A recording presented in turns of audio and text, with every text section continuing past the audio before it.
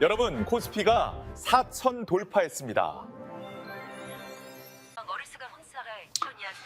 이건 분명 거품이야. 곧 떨어질 거야. 주식시장 최대 호황. 모두가 환호할 때 저는 확신했습니다. 35년 회사 생활, 데이터 분석만큼은 자신 있었으니까요. 모든 게 순조로웠습니다. 무사히 정년퇴직, 퇴직금 9천, 평생 모은 적금 1억 1천. 2억이면 여유롭게 살 수 있을 거라 믿었죠. 그런데 단 3개월 만에 제 통장 잔고는 0원이 되어 있었습니다. 어떻게 이런 일이? 지금부터 제 이야기를 들려드리겠습니다. 혹시 여러분도 같은 생각을 하고 계신다면 이 영상 끝까지 봐주세요. 시작하기 전에 구독과 좋아요 한 번씩만 눌러주세요. 여러분의 클릭 하나가 큰 힘이 됩니다.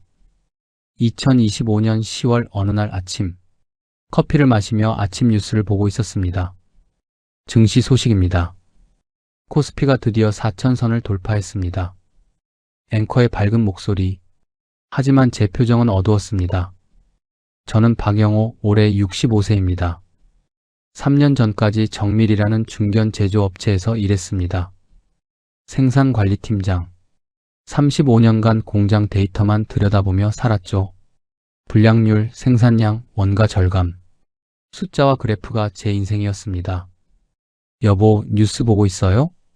부엌에서 설거지하던 아내가 물었습니다. 응. 주식 또 올랐나 봐요? 요즘 맨날 그런 뉴스만 나오네. 저는 대답 대신 한숨을 쉬었습니다. 화면 속 숫자. 코스피 4018. 말도 안 되는 숫자야. 30년 넘게 뉴스를 봤지만 이런 지수는 처음 봤습니다. 방으로 들어가 책상 서랍을 열었습니다. 통장 2권이 나란히 놓여 있었습니다. 하나는 퇴직금 9천만 원, 다른 하나는 적금 1억 1천만 원, 합계 2억. 35년 월급쟁이 인생의 전부였습니다. 계산기를 꺼냈습니다. 국민연금이 월 120만 원 나오니까 여기에 예금 이자 연 2%면 월 30만 원 정도. 합치면 한 달에 150만 원. 빠듯하긴 해도 살만하지. 그렇게 중얼거렸습니다. 수요일 아침, 낚시 가방을 챙기는데 아내가 말했습니다. 오늘도 낚시 가요? 응, 수요일은 낚시하는 날이잖아. 요즘 물고기도 안 잡히던데 뭐가 재밌다고. 친구들 만나는 게 좋아. 현관문을 나서며 웃었습니다. 매주 수요일, 토요일. 은퇴 후 유일한 낙이었으니까요. 자주 가는 낚시터. 벌써 5명이 와 있었습니다. 영호 왔네. 늦었어. 미안. 버스가 안 와서. 낚싯대를 펼치고 자리를 잡았습니다. 오늘은 고기 잡히겠지? 글쎄, 요즘 맥주만 잡히던데. 웃음소리가 터졌습니다. 1시간쯤 지났을까? 옆에 앉은 김형이 휴대폰을 꺼냈습니다. 야, 너희 이거 봐봐. 삼성전자 또 올랐어. 얼마? 98,000. 거의 10만 가겠는데? 순간 분위기가 달라졌습니다. 낚싯대는 관심 밖. 모두 휴대폰만 들여다봤습니다. 나 지난달에 샀거든? 벌써 2,800만 원 벌었어. 김형이 자랑스럽게 말했습니다. 헐, 대박이네. 나도 SK하이닉스로 1,500 건졌다. 박형도 거들었습니다. 저만 말없이 낚싯대만 바라봤습니다. 영호야, 너는 안 했어? 김형이 물었습니다. 난 그런 거 모르니까. 아니, 이 친구야. 지금이 기회인데. 코스피 4천이야, 4천. 평생 이런 장 없어. 다들 한마디씩 거들었습니다. 저는 쓴웃음만 지었습니다. 난 괜찮아. 너희나 잘해. 하지만 속마음은 달랐습니다. 4천이라니. 미쳤어, 완전히. 이게 정상일 리가 없잖아. 역사책에서 봤어. 모든 버블은 터졌다고. 그런 생각이 머릿속을 채웠습니다. 동시에 다른 감정도 밀려왔습니다. 씁쓸함. 친구들은 수천만 원 버는데 나만 통장만 바라보고 있네. 집에 돌아오는 버스 안. 젊은 직장인 둘이 대화하는 게 들렸습니다. 형, 나 이번에 진짜 대박 났어. 얼마? 3천. 보너스보다 많아. 미쳤다, 진짜. 창밖을 보며 생각했습니다. 다들 미친 거야. 이게 정상이 아니라고. 하지만 한편으로는 나만 바보 같은 건가? 저녁 식사 자리. 아내가 말했습니다. 여보, 옆집 이사장님 아시죠? 응, 왜? 주식으로 5천만 원 벌었대요. 부러워 죽겠어요. 우린 평생 모아도 2억인데. 젓가락을 놓았습니다. 입맛이 없었습니다. 그런 건 우리랑 상관없어. 그래도 좀 부럽긴 하네요. 아내의 한숨 소리. 그날 밤 잠이 오지 않았습니다. 새벽 1시 휴대폰을 켰습니다. 코스피 4000 거품인가를 검색했습니다. 수십 개의 기사가 떴습니다. 전문가들 의견 분분, 버블인가 아닌가. 역사상 급등장은 항상 폭락으로 끝났다. 이번만큼은 다르다는 목소리도. 기사를 하나하나 읽었습니다. 새벽 2시 또 다른 검색.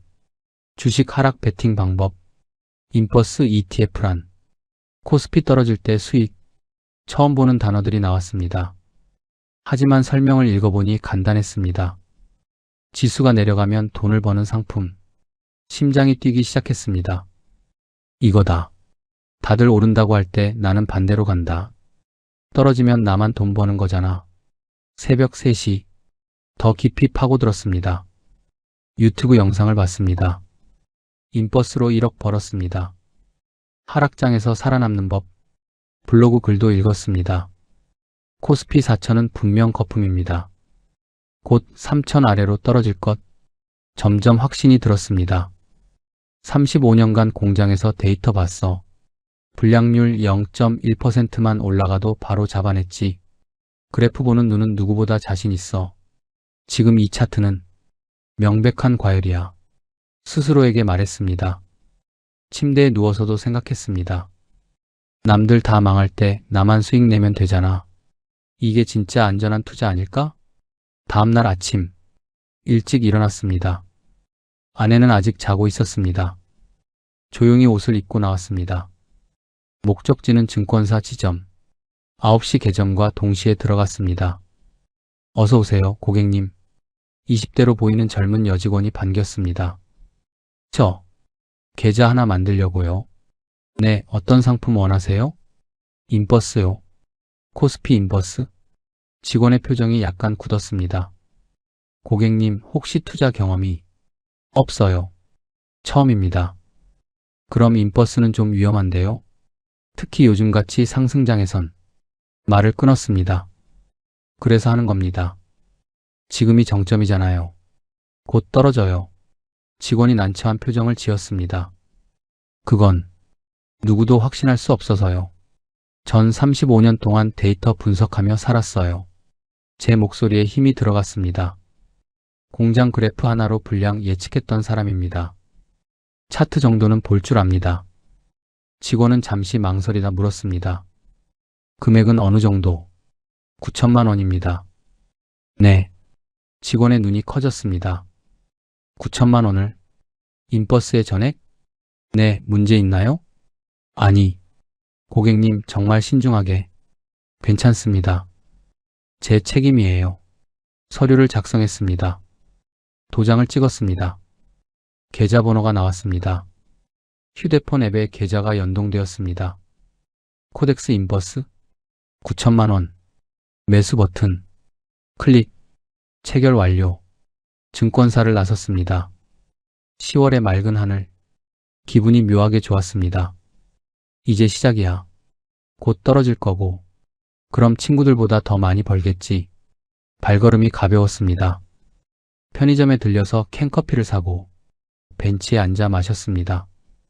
휴대폰을 꺼내 계좌를 확인했습니다. 평가 금액 9천만 원. 손익 0원. 내일부터 오르겠지. 중얼거렸습니다. 아니, 내려가니까 수익이 오르는 거지. 혼자 웃었습니다. 집에 돌아왔습니다. 어디 갔다 왔어요? 아내가 물었습니다. 응, 그냥 산책. 거짓말이었습니다. 인생에서 아내에게 거짓말한 적이 거의 없었는데 오늘은 자연스럽게 나왔습니다. 아직은 말 안 해도 돼. 수익 나면 그때 말하지 뭐. 그날 저녁 혼자 방에서 휴대폰을 켰습니다. 유튜브를 봤습니다. 코스피 곧 폭락한다. 인버스로 대박 내는 법. 영상을 보며 확신했습니다. 내 선택이 맞아. 곧 증명될 거야. 평생 모은 돈 9천만 원. 35년 회사 생활의 결실. 단 하루 만에 전액 투자했습니다. 그게 제 인생 최악의 선택이 될 줄은 그땐 몰랐습니다. 투자 첫날 밤 잠을 설쳤습니다.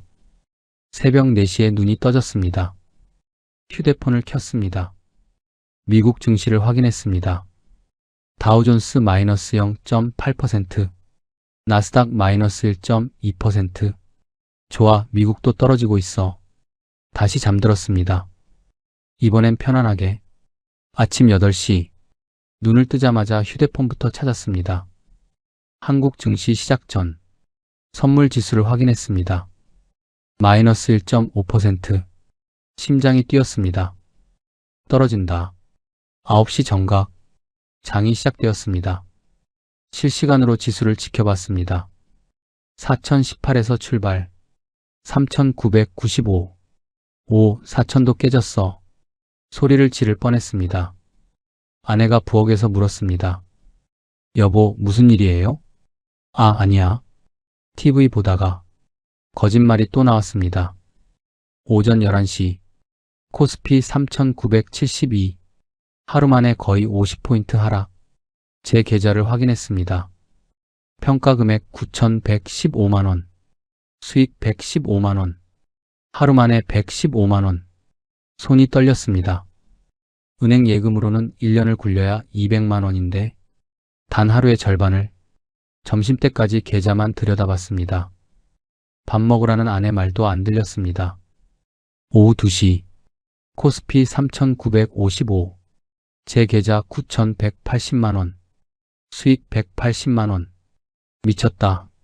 진짜 되는구나. 오후 3시 30분. 장마감. 210만원. 방 안에서 혼자 주먹을 불끈 쥐었습니다. 저녁 식사 자리. 아내가 말했습니다. 오늘 뉴스 봤어요? 응, 왜? 주식이 떨어졌대요. 다들 난리래. 그래? 태연한 척했습니다. 하지만 속으론 웃고 있었습니다. 떨어져야 나는 버는 거야. 모두가 우는데 나만 웃는 거지. 식사 후 혼자 방에 들어갔습니다. 휴대폰을 켰습니다.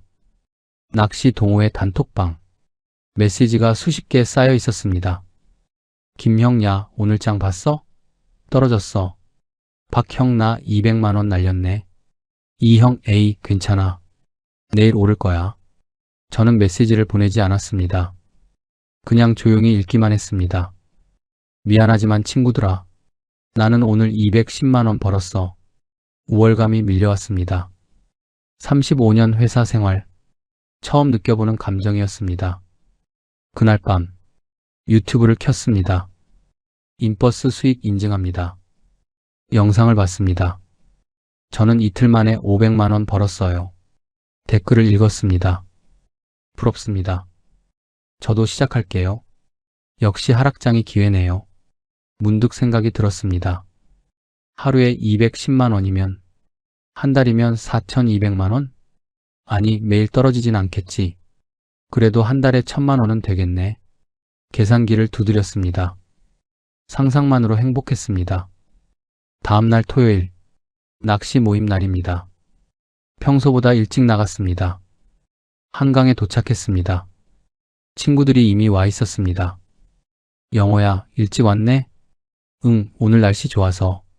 낚싯대를 펼쳤습니다. 1시간쯤 지났을까? 김형이 한숨을 쉬었습니다. 어제 장 때문에 잠을 못 잤어. 왜? 많이 잃었어? 박형이 물었습니다. 200만원. 별거 아닌데도 기분이 그래. 나도 그래. 150만원 날렸어. 저는 말없이 낚싯대만 바라봤습니다. 속으로는 웃고 있었습니다. 너희가 잃은 돈 내가 번 거야. 이 형이 저를 봤습니다. 영호는 안 해서 다행이네. 이런 거 신경 안 쓰니까 편하겠다. 응, 뭐. 겸손하게 대답했습니다. 하지만 속마음은 달랐습니다.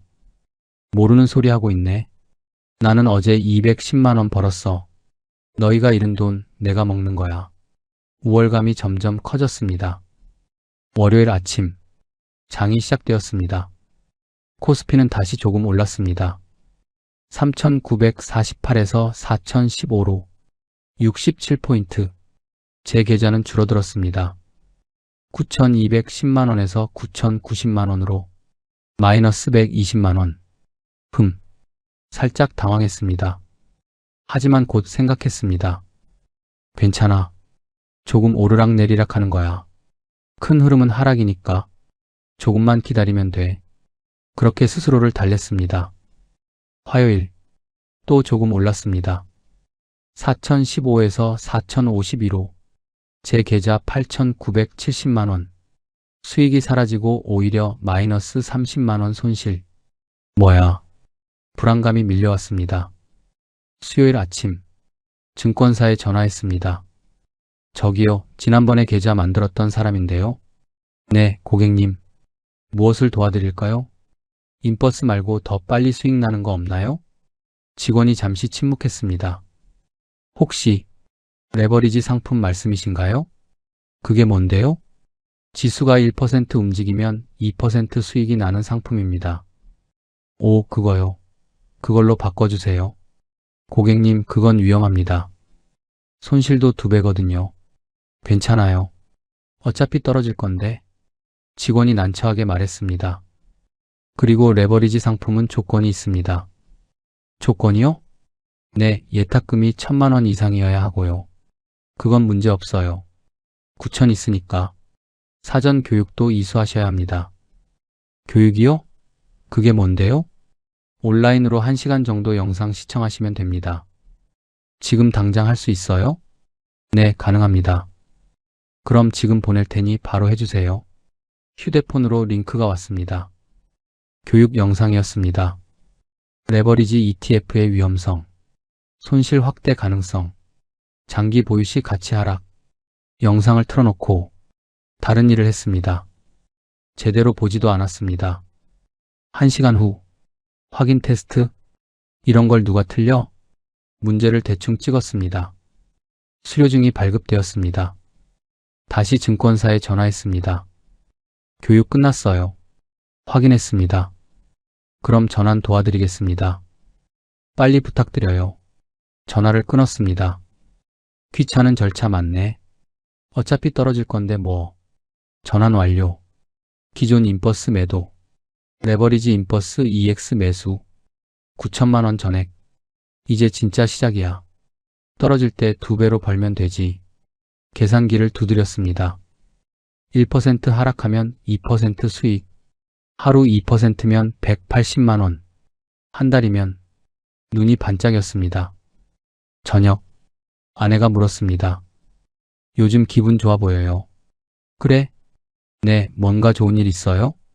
응. 뭐 그냥. 구체적으로 말하지 않았습니다. 아직은 때가 아니야. 더 벌고 나서 말하지. 그날 밤, 침대에 누워 생각했습니다. 레버리지까지 했으니 이제 정말 본격적으로 벌겠네. 친구들은 계속 잃고 나는 계속 벌고 1년 후엔 3억도 되겠는걸? 상상만으로 잠이 오지 않았습니다. 하지만 저는 몰랐습니다. 레버리지는 양날의 검이라는 것을, 수익이 2배면 손실도 2배라는 것을, 곧 다가올 지옥을. 그땐 전혀 몰랐습니다. 목요일 아침, 장이 열렸습니다. 코스피 4,052에서 시작. 오늘은 좀 떨어지겠지. 기대하며 화면을 봤습니다. 하지만 4,052, 4,068, 4,085 계속 올랐습니다. 오전 11시 코스피 4,112 하루 만에 60포인트 상승. 제 계좌를 확인했습니다. 평가 금액 8,760만원. 손실 마이너스 240만원. 뭐야? 목소리가 떨렸습니다. 레버리지는 2배였습니다. 지수가 1.5% 오르니까 제 손실은 3%, 270만원이 하루 만에 사라졌습니다. 괜찮아, 일시적인 거야. 스스로를 달랬습니다. 내일은 떨어질 거야. 하지만 금요일 또 올랐습니다. 4,112에서 4,158로. 제 계좌 8,520만원. 손실 마이너스 480만원. 이럴 수가. 손에 땀이 났습니다. 주말 내내 잠을 못 잤습니다. 계속 차트만 들여다봤습니다. 과거 데이터를 찾아봤습니다. 2000년 닷컴 버블 터졌어. 2008년 금융위기 반토막 났어. 2020년 코로나 폭락했어. 이번도 똑같을 거야. 일요일 밤 유튜브를 봤습니다. 코스피 4000 역사상 최대 거품. 곧 대폭락 온다. 영상을 보며 안심했습니다. 그래, 맞아. 전문가도 그렇게 말하잖아. 조금만 더 버티면 돼. 월요일 악몽이 시작되었습니다. 코스피 4158에서 4235로 77포인트 상승. 하루 만에 800만원 가까이 날렸습니다. 화요일 더 올랐습니다. 4235에서 4289로 손실이 1000만원을 넘었습니다. 숨이 막혔습니다. 수요일 낚시 모임 날 가기 싫었습니다. 하지만 안 가면 수상해 보일 것 같았습니다. 억지로 나갔습니다. 한강에 도착했습니다. 친구들이 웃으며 맞았습니다. 영호야, 요즘 장 좋지? 다들 돈 벌었어. 김형이 신나게 말했습니다. 나 지난주 손실 다 만회했어. 오히려 500만원 더 벌었다. 박형도 거들었습니다. 나도 300만원 수익. 진짜 5천 가는 거 아니야? 이 형까지 가세했습니다. 이제야 주식 맛 좀 아는 것 같아. 웃음소리가 터졌습니다. 저만 말이 없었습니다. 낚싯대를 들이웠습니다. 손이 떨렸습니다. 영호는 진짜 안 했지? 김형이 물었습니다. 응. 아, 아까워라. 이런 장 놓치다니. 고개를 숙였습니다. 점심때 친구들은 계속 주식 얘기만 했습니다. 다음 주엔 삼성전자 10만원 가겠는데 SK하이닉스도 미쳤어. 저는 소주만 마셨습니다. 말없이 속이 쓰렸습니다. 집에 돌아오는 버스 안 휴대폰을 켰습니다. 계좌를 확인했습니다. 7,980만원, 9천만원 넣어서 1,020만원 손실. 눈물이 날 것 같았습니다. 그날 밤 결심했습니다. 물타기다. 지금 더 사면 평단가가 낮아져. 떨어질 때 손실을 만회할 수 있어. 계산기를 두드렸습니다. 1억을 더 넣으면 총 투자금 2억. 평단가가 낮아지니까 조금만 떨어져도 본전이지. 논리적으로 생각했습니다. 35년간 데이터 분석하던 습관. 목요일 아침 은행을 찾았습니다. 적금 해지하려고요. 창구 직원이 물었습니다. 1억 1천만 원짜리요? 네. 급하신 일이세요? 네, 좀 급해서요. 결혼기념일 저축하신 거 아니셨나요? 직원이 통장을 보며 말했습니다. 가슴이 뜨끔했습니다. 맞습니다. 아내와 함께 10년간 모은 돈. 결혼 40주년 여행 가려고. 사정이 생겼어요. 목소리를 낮췄습니다. 중도 해지하시면 이자가 깎여요. 괜찮습니다. 정말 괜찮으세요? 네, 빨리 부탁드려요. 서류에 도장을 찍었습니다. 손이 떨렸습니다. 통장 잔고에 1억 1천만 원이 찍혔습니다. 은행을 나섰습니다. 다리에 힘이 없었습니다. 편의점에 들려 캔커피를 사서 벤치에 앉았습니다. 휴대폰을 꺼냈습니다. 증권 앱을 켰습니다. 이게 맞는 걸까? 잠시 망설였습니다. 아니야, 이게 맞아.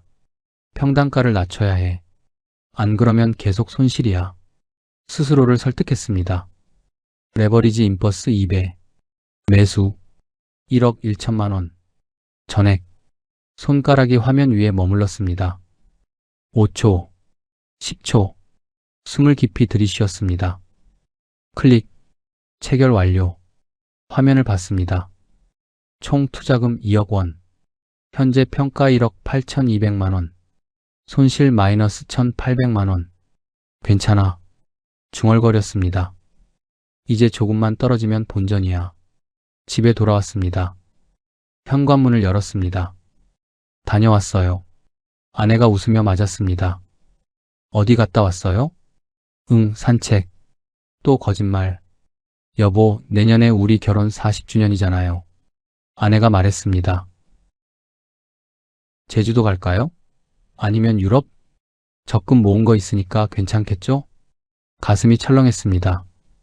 응, 그래. 목소리가 갈라졌습니다. 왜요? 목소리가 왜 그래요? 아니야, 감기 기운이 있나 봐. 아내 얼굴을 볼 수 없었습니다. 그날 밤, 침대에 누웠습니다. 천장을 바라봤습니다. 눈물이 났습니다. 소리 없이 옆에서 아내가 자고 있었습니다. 미안해. 속으로 말했습니다. 곧 만회할게. 떨어지기만 하면. 그럼 다 괜찮아질 거야. 스스로를 달랬습니다.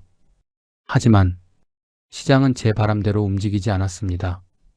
다음 날도, 그 다음 날도 계속 올랐습니다. 금요일, 코스피 4289에서 4315로 2천만 원 넘게 날렸습니다. 책상 앞에 앉아 멍하니 화면만 봤습니다. 주말, 밥을 먹지 못했습니다. 여보, 좀 먹어요. 아내가 걱정했습니다. 배 안 고파. 어제도 안 먹었잖아요. 나중에 먹을게. 토요일 밤, 체중계에 올라갔습니다. 72kg. 일주일 전 77kg였는데 5kg가 빠졌습니다. 거울을 봤습니다. 낯선 사람이 보였습니다. 일요일 아침, 딸에게서 전화가 왔습니다. 받지 않았습니다. 또 울렸습니다. 어쩔 수 없이 받았습니다. 여보세요? 아빠, 나야? 응. 다음 주 일요일에 손녀 생일이잖아요. 아, 그래. 저희 집에서 파티할 건데 오세요. 응, 알았어. 아빠, 목소리 왜 그래요? 어디 아파요? 아니야, 괜찮아.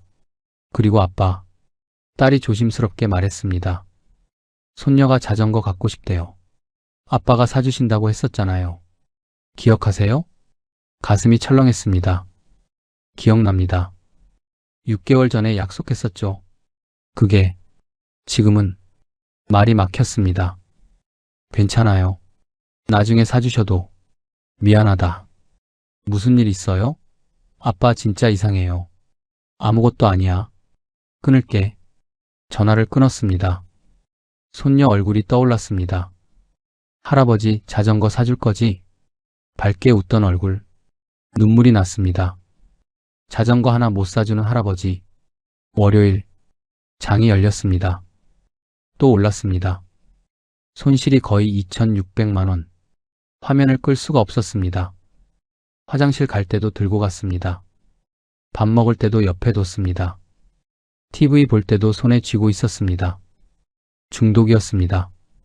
화요일, 코스피 4,412, 제 계좌 1억 7,050만 원, 손실 마이너스 2,950만 원, 3천만 원에 가까워졌습니다. 손이 떨렸습니다. 심장이 두근거렸습니다. 숨쉬기가 힘들었습니다. 아내가 물었습니다. 여보, 병원 가봐요. 왜? 얼굴색이 안 좋아요. 많이. 괜찮아. 언제부터 이렇게 마른 거예요? 신경 쓰지 마. 짜증이 났습니다. 요즘 나한테 왜 그래요? 아내 목소리에 서운함이 묻어났습니다. 뭘 어쩌라고. 소리를 질렀습니다. 아내가 놀라 저를 봤습니다. 부엌으로 들어갔습니다. 혼자 남았습니다. 후회가 밀려왔습니다. 왜 화를 낸 거야? 아내가 뭘 잘못했다고. 하지만 사과하러 가지 못했습니다. 자존심이, 아니 두려움이. 수요일, 코스피 4,412에서 4,455로 이제 손실이 3천만 원을 넘었습니다. 비명을 지르고 싶었습니다. 새벽 2시, 잠을 잘 수 없었습니다. 거실로 나갔습니다. 소파에 앉았습니다. 휴대폰을 켰습니다. 미국 증시를 봤습니다. 또 올랐습니다. 이럴 수가. 대체 언제까지 오르는 거야? 전문가들은 거품이라고 했잖아. 왜 안 떨어지는 거야? 소파 쿠션을 쳤습니다. 목요일. 더 이상 버틸 수 없었습니다. 결심했습니다. 마지막이야. 정말 마지막 한 번만. 물을 타서 평단가를 낮추면 조금만 떨어져도 본전이야. 하지만 돈이 없었습니다. 통장 잔고 50만 원. 남은 건 집분. 은행 앱을 열었습니다. 주택담보대출. 클릭했습니다. 대출 가능 금액 조회. 7천만 원. 손가락이 멈췄습니다. 집까지 담보로? 이건 너무 위험한 거 아니야? 양심이 말했습니다. 하지만 다른 목소리도 들렸습니다. 지금이 바닥이야. 여기서 물 타면 대박이야. 떨어지기만 하면 다 회복해. 30분 동안 고민했습니다. 화면을 켰다 껐다 반복했습니다. 결국 클릭했습니다. 대출 신청하기. 금요일 오전. 은행 지점을 찾았습니다. 대출 상담실. 30대 남자 직원이 맞았습니다. 어서 오세요. 주택담보대출 신청했는데요. 네, 확인했습니다. 직원이 서류를 봤습니다. 신청 금액이 5천만 원이시네요. 네. 용도가 어떻게 되세요? 집 수리요. 거짓말이 자연스러워졌습니다. 고객님 연세가 65세시고요. 직원이 난처한 표정을 지었습니다. 이 나이에 대출은 위험합니다. 상환 계획이 있으세요? 국민연금으로 갚을 겁니다. 이자만 해도 월 25만 원인데요. 괜찮습니다. 정말 신중하게 생각해 보세요. 직원이 다시 한번 권했습니다. 됐어요. 진행해 주세요. 서류에 사인 부탁드립니다. 펜을 받았습니다. 손이 떨렸습니다. 사인란을 봤습니다. 펜을 댔습니다. 박영호. 글씨가 흐려졌습니다. 눈물 때문에. 이틀 후 월요일. 5천만 원이 입금되었습니다. 집을 담보로 빌린 돈. 평생 살던 우리 집. 손이 떨렸습니다. 증권 앱을 켰습니다. 레버리지 인버스 EX. 매수. 5천만 원. 전액. 잠시 멈췄습니다. 이게 정말 마지막이야. 더 이상은 없어. 제발. 클릭. 체결 완료. 휴대폰을 내려놓았습니다. 두 손으로 얼굴을 감쌌습니다. 제발, 제발 떨어져라. 기도했습니다. 하지만 하늘은 제 기도를 듣지 않았습니다. 화요일. 또 장이 또 올랐습니다. 손실이 6천만 원을 넘었습니다. 숫자는 중요하지 않았습니다. 이미 감각이 마비되었으니까 밤마다 잠을 잘 수 없었습니다. 새벽 3시면 어김없이 눈이 떴습니다. 거실로 나갔습니다. 불도 켜지 않았습니다. 어둠 속에서 휴대폰만 켰습니다. 미국 증시를 확인했습니다. 또 올랐습니다. 아, 신음이 새어나왔습니다. 심장이 터질 것 같았습니다. 숨을 제대로 쉴 수 없었습니다. 가슴을 움켜쥐었습니다. 아침 7시. 아내가 일어났습니다. 여보, 여기서 뭐 해요? 소파에 앉은 저를 발견했습니다. 잠이 안 와서. 요즘 계속 그래요. 병원 가봐요. 괜찮아. 괜찮은 게 아니에요. 아내 목소리가 높아졌습니다. 한 달 사이에 사람이 완전히 달라졌어요. 밥도 안 먹고 말도 안 하고. 대체 무슨 일이에요? 아무것도 아니라니까. 저도 소리를 질렀습니다. 아내가 눈물을 글썽였습니다. 당신 나한테 숨기는 거 있죠? 있다면 말해요. 우리 부부잖아요. 말할 수 없었습니다. 2억 5천을 걸었다고. 집까지 담보로 잡혔다고. 지금 반 넘게 날렸다고. 정말 아무것도 아니야. 돌아섰습니다. 방으로 들어가 문을 잠갔습니다. 아내가 문 밖에서 말했습니다. 여보. 대답하지 않았습니다. 금요일. 낚시 모임 날. 가지 않았습니다. 김형한테서 전화가 왔습니다. 영호야, 오늘 안 와? 몸이 안 좋아서. 어디 아파? 감기 기운. 그래, 푹 쉬어. 다음에 보자. 전화를 끊었습니다. 친구들을 볼 수 없었습니다. 그들의 웃음소리를 들을 수 없었습니다. 나 이번 주에 또 벌었어. 상상만으로도 괴로웠습니다. 주말 아무것도 하지 않았습니다.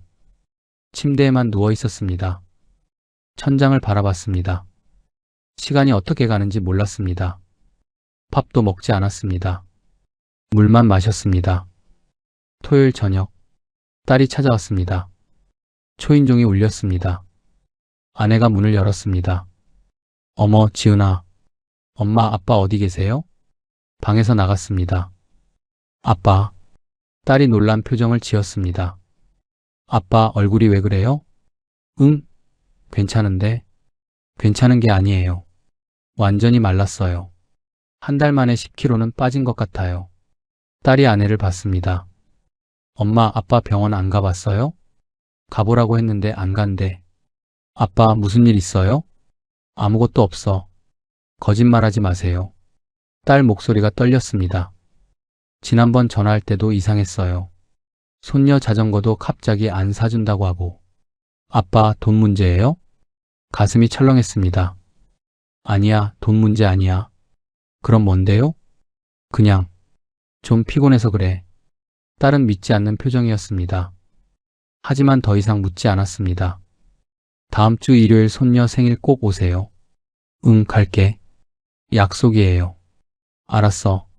딸이 돌아갔습니다. 문이 닫혔습니다. 아내가 저를 봤습니다. 눈에 눈물이 가득했습니다. 당신, 말을 잇지 못했습니다. 그냥 부엌으로 들어갔습니다. 그날 밤, 화장실 거울을 봤습니다. 누군지 몰랐습니다. 움푹 들어간 눈, 튀어나온 광대뼈, 허옇게 뜬 입술, 10kg 빠진 몸, 거실로 나왔습니다. 아내가 자고 있었습니다. 소파에 앉았습니다. 서랍을 열었습니다. 오래된 사진들, 결혼식 사진, 젊은 우리, 환하게 웃고 있었습니다. 평생 행복하게 살자. 그날 했던 약속, 딸 돌잔치 사진, 아내가 딸을 안고 있었습니다. 저는 옆에서 웃고 있었습니다. 이 아이 잘 키우자.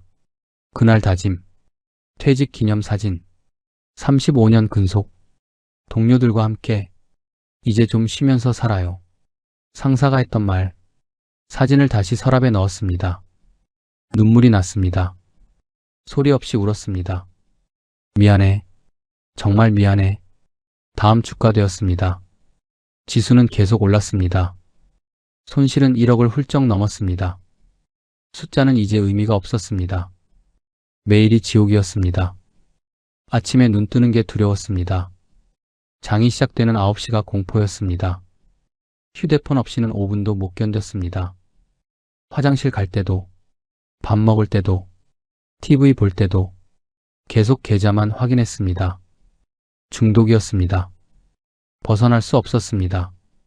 금요일 저녁 식사 자리, 아내가 차려준 밥, 젓가락을 들었습니다. 입에 넣었습니다. 씹었습니다. 맛이 없었습니다. 삼켰습니다. 목에 걸렸습니다. 여보, 아내가 불렀습니다. 나한테 말해요. 제발. 이렇게 살 수 없어요. 눈물이 흘렀습니다. 아내가 우는 모습? 30년 만에 처음 봤습니다. 자리에서 일어났습니다. 방으로 들어갔습니다. 문을 잠갔습니다. 침대에 누웠습니다. 천장을 봤습니다. 언제까지 이럴 거야? 대체 언제까지? 제발. 기도했습니다. 2026년 1월, 새해가 밝았습니다. 하지만 제게는 아무 의미 없었습니다. 새해 첫날도 휴대폰만 봤습니다. 1월 첫째 주, 지옥 같은 한 주였습니다. 매일 지수는 올랐습니다. 4,700, 4,750, 4,800. 멈출 줄 몰랐습니다. 주말에도 아무것도 먹지 못했습니다. 물만 마셨습니다. 침대에서 일어나지 못했습니다. 온몸에 힘이 없었습니다. 일요일, 손녀 생일 파티 날, 딸한테서 전화가 왔습니다. 받지 않았습니다.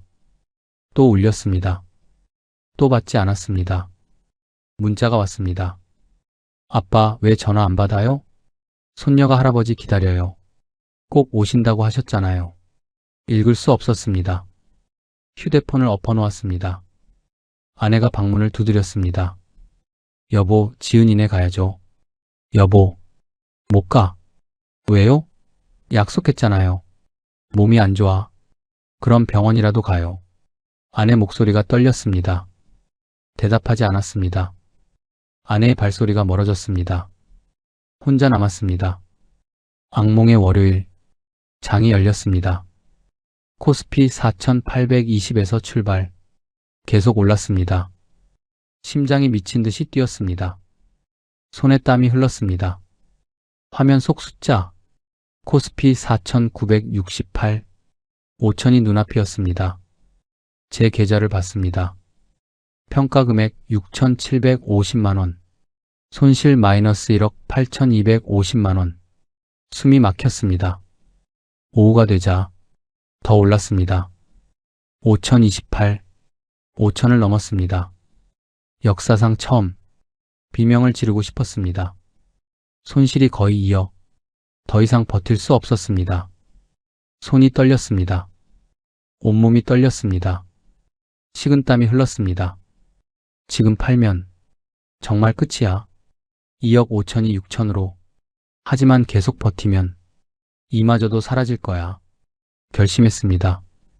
아니, 항복했습니다. 손가락을 화면에 댔습니다. 전량 매도. 버튼이 보였습니다. 손가락이 멈췄습니다. 10초, 20초, 30초. 눈을 감았습니다. 숨을 깊이 들이쉬었습니다. 클릭. 정말 매도하시겠습니까? 확인창이 떴습니다. 다시 한번 물었습니다. 예. 클릭. 체결 중. 화면이 멈췄습니다. 심장이 멈춘 것 같았습니다. 체결 완료. 매도 금액 5,720만원. 화면을 봤습니다. 숫자를 봤습니다. 5,720만원. 2억 5천만원을 넣었습니다. 5,720만원이 남았습니다. 손실이 거의 2억. 휴대폰을 내려놓았습니다. 의자에 앉았습니다. 아무 생각도 나지 않았습니다. 텅 빈 느낌. 1시간, 2시간. 그렇게 앉아 있었습니다. 움직이지 않았습니다. 저녁 6시. 아내가 방문을 두드렸습니다. 여보, 저녁 먹어요. 대답하지 않았습니다. 여보. 배 안 고파. 밤 9시. 혼자 방에 앉아 있었습니다. 휴대폰을 다시 켰습니다. 계좌를 확인했습니다. 혹시 잘못 본 건 아닐까? 하지만 숫자는 그대로였습니다. 계산기를 꺼냈습니다. 5,720만원. 담보대출 5천만원. 빼면 720만원. 퇴직금 9천만원. 적금 1억 1천만원. 담보대출 5천만원. 총 2억 5천만원. 3개월. 단 3개월 만에 720만원만 남았습니다. 서랍을 열었습니다. 통장들이 있었습니다. 잔고 영원.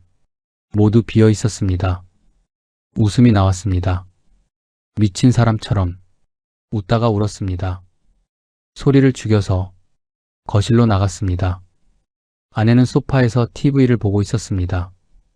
저를 보지 않았습니다. 말을 걸지 않았습니다. 화장실로 갔습니다. 문을 잠갔습니다. 변기 뚜껑을 닫고 앉았습니다. 거울을 봤습니다. 낯선 사람, 해골 같은 얼굴, 움푹 들어간 눈, 손으로 얼굴을 감쌌습니다. 숨 죽여 울었습니다. 미안해, 미안해. 밖에서 아내가 설거지하는 소리, 물 흐르는 소리, 그릇 부딪히는 소리, 평화로운 소리들. 하지만 제 안은 지옥이었습니다. 1시간 동안 화장실에서 나오지 못했습니다. 울고 또 울었습니다. 밤 11시, 겨우 나왔습니다. 아내는 이미 잤습니다. 침대 한쪽에 누웠습니다. 천장을 봤습니다. 담보대출부터 갚아야 해. 5천만원. 그러면 남는 건 720만원. 35년 인생이 720만원. 어떻게 말하지? 여보, 우리 돈 다 날렸어. 2억을 말할 수 없었습니다. 눈을 감았습니다. 잠들고 싶었습니다. 영원히. 하지만 잠은 오지 않았습니다. 새벽까지 눈을 뜨고 있었습니다. 이틀 후 딸한테서 전화가 왔습니다. 또 받지 않았습니다. 문자가 왔습니다. 아빠, 손녀가 울었어요. 할아버지 왜 안 오냐고. 대체 무슨 일이에요? 읽을 수 없었습니다. 지울 수도 없었습니다. 그냥 휴대폰을 꺼버렸습니다. 그날부터 저는 방에서 나오지 않았습니다. 아무도 만나지 않았습니다. 아무 말도 하지 않았습니다. 살아 있었지만 이미 죽은 사람 같았습니다. 손절한 다음 날 은행 앱을 열었습니다. 대출 상환 5천만 원 전액. 클릭. 완료. 계좌 잔고 720만 원. 35년 인생이 720만 원. 휴대폰을 던지고 싶었습니다. 사흘 동안 방에서 나오지 않았습니다. 밥도 먹지 않았습니다. 물만 마셨습니다. 아내는 더 이상 말을 걸지 않았습니다. 토요일 오후 현관 초인종. 딸이었습니다. 어머, 지은아. 아내의 반가운 목소리. 방문이 열렸습니다. 아빠. 딸이 비명을 삼켰습니다. 병원 가요. 지금 당장. 괜찮아. 괜찮은 게 아니에요. 결국 병원에 갔습니다. 검사 결과 극심한 스트레스성 불면증입니다. 이대로 가다간 큰일 납니다. 의사가 심각한 표정으로 말했습니다. 수면제, 항불안제 처방. 차 안. 딸이 운전하며 울었습니다. 아빠, 대체 무슨 일이에요? 대답할 수 없었습니다. 집 앞에 내렸습니다. 아빠. 딸이 저를 붙잡았습니다. 돈 문제죠? 맞죠? 고개를 끄덕였습니다. 얼마나요? 말 못해. 아빠. 미안하다. 차에서 내렸습니다. 딸의 우는 소리가 뒤에서 들렸습니다. 일요일 밤 저녁 식탁. 아내와 마주 앉았습니다. 김치찌개 한 그릇. 숟가락을 들 수 없었습니다. 여보. 아내가 먼저 말했습니다. 이제 말해요. 얼마나 잃었어요? 침묵했습니다. 아내가 다시 물었습니다. 퇴직금도 날렸어요? 고개를 끄덕였습니다. 적금도요? 또 끄덕였습니다. 집은요? 담보대출 5천만 원 받았어. 지금은? 어제 다 갚았어. 그럼 남은 게 720만 원. 아내 손에서 숟가락이 떨어졌습니다. 바닥에 떨어지는 소리. 쨍그랑. 2억을. 아내 목소리가 떨렸습니다. 720만 원만 남았다고요? 응. 아내가 일어났습니다. 부엌으로 들어갔습니다. 그릇 깨지는 소리. 쨍그랑. 다시 쨍그랑. 소리를 지르고 싶은 것 같았습니다. 하지만 참았습니다. 그냥 그릇만 깼습니다. 한참 후 아내가 나왔습니다. 눈이 빨갛게 부어 있었습니다. 다시 앉았습니다. 무슨 투자였어요? 인버스? 그게 뭔데요? 주식 떨어질 때 돈 버는 거. 왜요? 왜 그런 걸 했어요? 코스피 4000이 거품이라고 생각했어. 떨어질 거라고 확신했어. 하지만 계속 올랐어. 나한테 왜 말 안 했어요? 말 못했어. 35년을 같이 살았잖아요. 아내가 소리쳤습니다. 35년을. 모든 결정을 당신 혼자 했어요? 2억을 혼자 날렸어요? 나한테 한마디도 없이? 말할 수 없었습니다. 결혼 40주년 여행 가려고 모은 거 알죠? 10년 동안 매달 모았어요. 손주 자전거 사주려고 아낀 거 알죠? 당신 건강검진 받으라고 남긴 돈도. 다 어디 갔어요? 아내가 울었습니다. 목 놓아. 30년 만에 처음 보는 모습? 미안해. 제가 말했습니다. 정말 미안해. 미안하다고 다 해요? 아내가 자리에서 일어났습니다.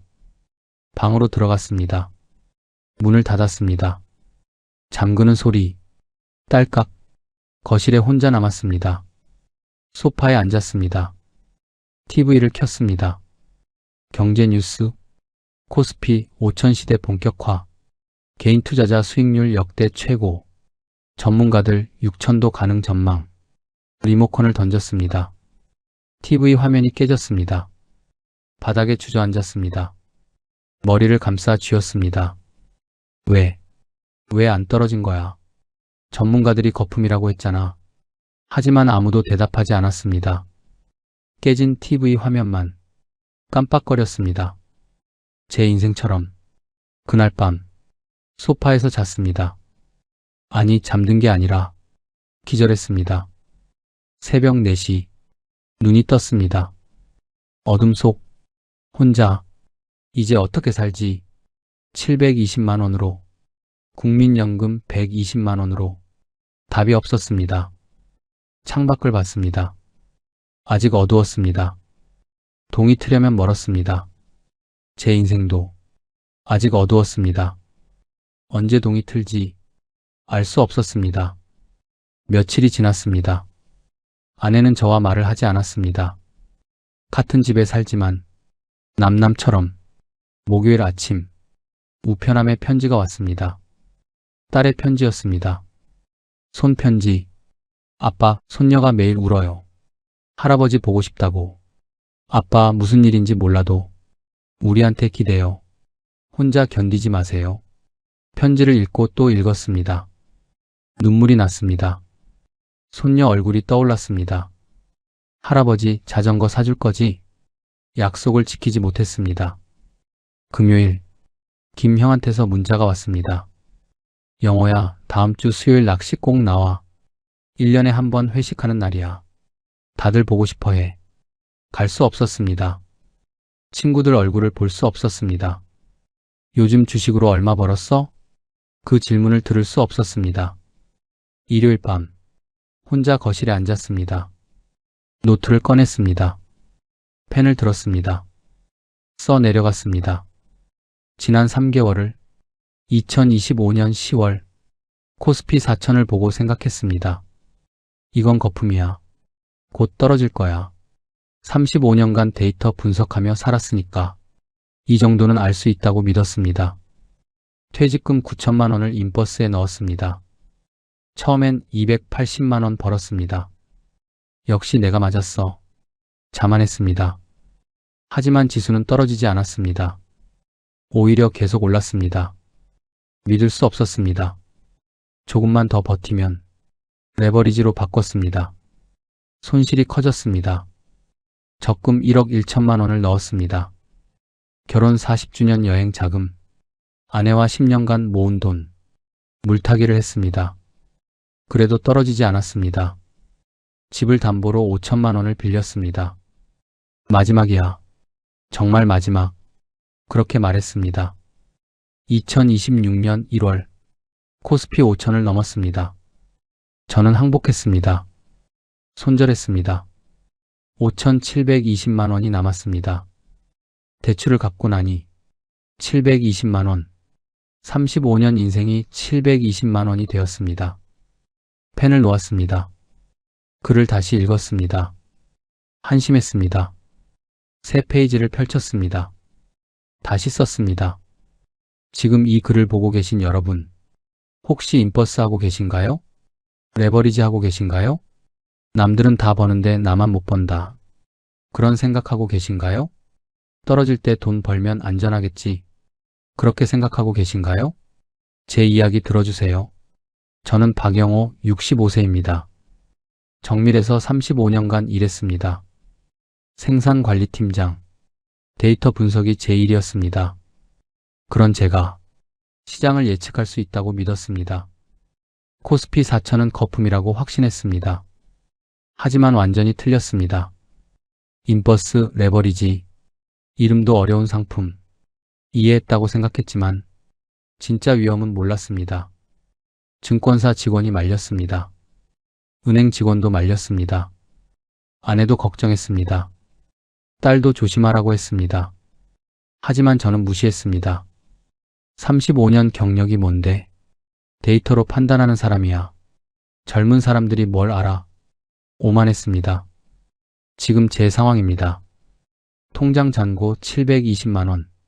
국민연금 120만 원, 한 달 생활비 120만 원, 딱 먹고 사는 것만 가능합니다. 손녀 생일 선물 못 사줍니다. 딸 결혼 기념일 용돈 못 줍니다. 아내와 약속한 여행 못 갑니다. 친구들 만날 수 없습니다. 낚시도 못 갑니다. 35년을 성실하게 살았습니다. 단 한 번도 빚진 적 없었습니다. 자식들에게 폐 끼친 적 없었습니다. 그런 제가 3개월 만에 모든 걸 잃었습니다. 여러분께 부탁드립니다. 3가지만 기억해 주세요. 첫째, 모르는 상품은 절대 하지 마세요. 설명 들어도 이해 안 되면 하지 마세요. 레버리지, 인버스, 옵션. 이런 단어 나오면 피하세요. 둘째, 절대 빌려서 투자하지 마세요. 집 담보로 돈 빌리지 마세요. 적금 깨지 마세요. 퇴직금 전액 넣지 마세요. 잃어도 되는 돈만 하세요. 셋째, 남과 비교하지 마세요. 친구가 벌었다고 조급해하지 마세요. TV에서 대박 났다고 부러워하지 마세요. 당신 속도로 사세요. 여러분의 노후 자금은 도박이 아닙니다. 남은 30년을 살아갈 소중한 생명줄입니다. 한순간의 욕심으로 평생을 망치지 마세요. 저처럼 저는 지금도 매일 후회합니다. 그때 왜 그랬을까? 아내 말을 들을 걸, 직원 말을 들을 걸. 하지만 되돌릴 수 없습니다. 시간은 돌아오지 않습니다. 돈도 돌아오지 않습니다. 오늘 밤 아내에게 다시 사과할 겁니다. 용서받을 수 없어도 매일 사과할 겁니다. 내일부터 아르바이트를 구할 겁니다. 65세 늙었지만 일할 수 있습니다.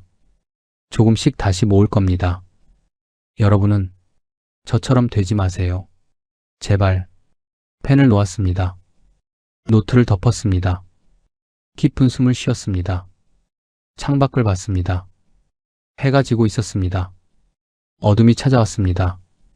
하지만 내일은 또 해가 뜰 것입니다. 저도 다시 시작해야 합니다. 비록 늦었지만, 비록 힘들지만 포기하지 않을 겁니다. 여러분, 당신은 지금도 충분합니다. 남들보다 못 벌어도 괜찮습니다. 건강하고 가족이 있다면 그것만으로도 충분합니다. 욕심 부리지 마세요. 행복은 통장 잔고가 아니라 마음에 있습니다. 부족한 이야기가 조금이나마 와닿으셨다면 구독과 좋아요 버튼으로 응원 부탁드립니다. 여러분의 노후에 평안이 깃들기를 진심으로 기원합니다. 끝까지 시청해 주셔서 감사합니다.